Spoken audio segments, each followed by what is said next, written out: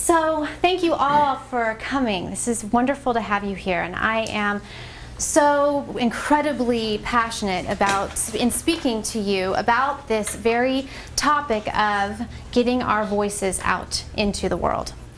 So we all, tell me, how many of you have heard this quote that was, I guess it was about a year ago, the Dalai Lama said, "The world will be saved by the Western woman." Have you guys heard this? I want to add something to that statement. I believe that the world will be saved by the Western woman who speaks up.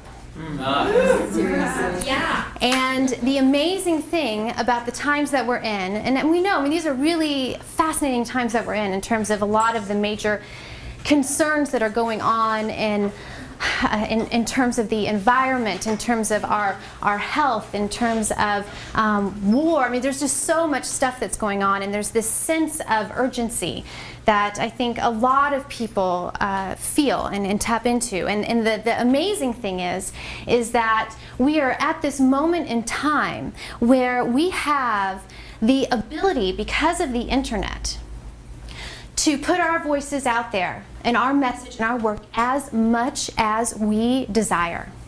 It is completely in our power and our capability to do that. And so I think that because of so much of where technology is at, the world is in our favor for the work that we are here to bring. And it absolutely takes us owning the incredible value and the importance of our voices and our message and our work in the world, and learning what to do with the intensity of, I guess I would say, as most people share it with me, of the fear or the nervousness or the resistance that can come up in having us feel like held back in doing that.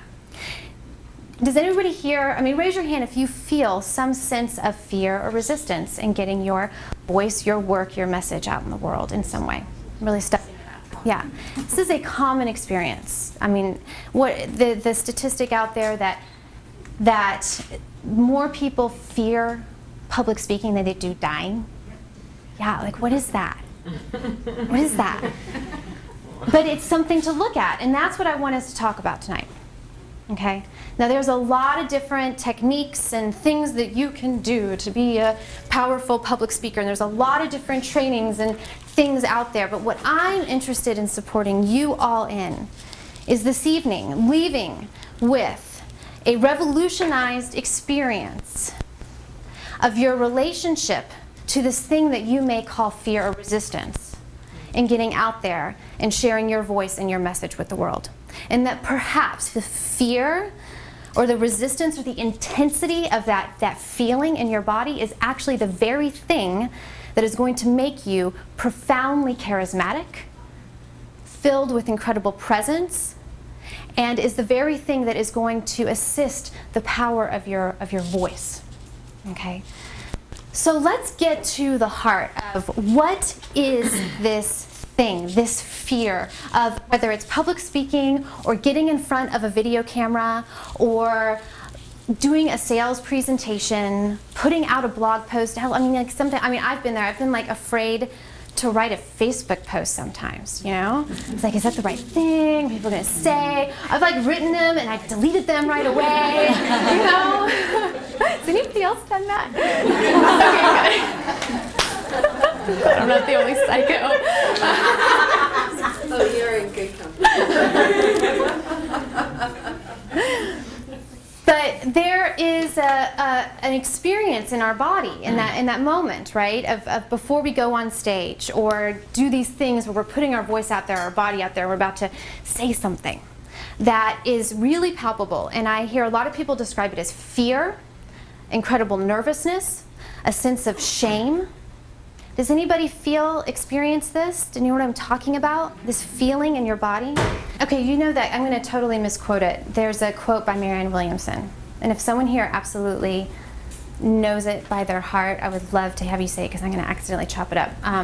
It's something to the extent of it's not our fear of being rejected, but it's our very light that we fear the most, yeah? It's this fear of being seen that is so intense for us. And so underneath some of the fears, the thoughts that may come up in the moment that may feel like those are the things that are holding us back. For instance, and a lot of women that I work with, they come to me with thoughts like, I want to get in front of the video camera, but I'm afraid that I'm going to look fat. And it's so intense, that fear of looking fat or looking ugly, that they don't do it. Or I want to get up on stage and public speak, but the intensity of the fear of being rejected, of saying something stupid, or forgetting what they say, or looking bad is so intense that they don't do it. And so there is a whole world of brilliance inside that gets completely lost. It is this whole gift that gets completely forgotten. It may not have a moment to have its light, because there is this world of self-doubt and criticism and fear of being rejected that comes up. Now, this is the thing that I want to present as the possibility. Perhaps the fears that come up of being rejected, or the deep self-conscious worries and shame that comes up, maybe that is not the biggest thing to work on to free us up to share our voices. I sometimes think that there's value in working on some of those things.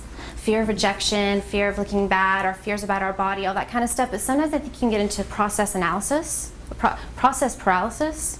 And I think that there is a possibility there's something more core and deeper to look at as the thing that would actually have your mind go into that space.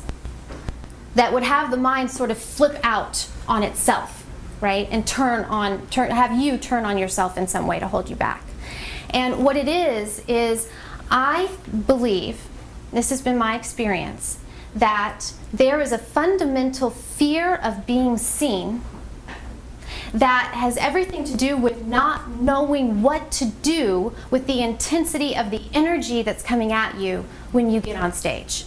Not knowing what to do with the intensity of energy that's coming at you when you get in front of a video camera. It's so not, it's like so subconscious. It's happening in a realm of existence that we don't normally think about. And so our body mind gets into a way of, oh my gosh, there's all this energy coming at me, but you're not thinking that. But what's actually going on is like, okay, I've got to deal with this intensity of energy coming at me, and it turns on itself to try to protect you in some way. Okay? Because it has all of this energy it doesn't know how to relate with.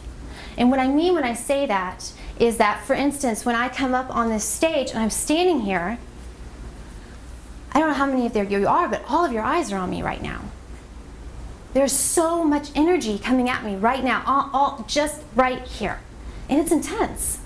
It's really intense. It's a palpable thing. There's just so much energy coming at us right here. And I think that what happens is this fear of being seen is actually stemming from our not necessarily knowing what to do energetically with a lot of energy coming at us when we get on stage or in front of a video camera, or when people might read our stuff, or when we stand up to give a toast or something like that. But if we can become masterful at relating with the experience of being seen and deal with the energy of that and learn to know what to do with the intensity of that energy coming at us energetically, all of a sudden the mind relaxes.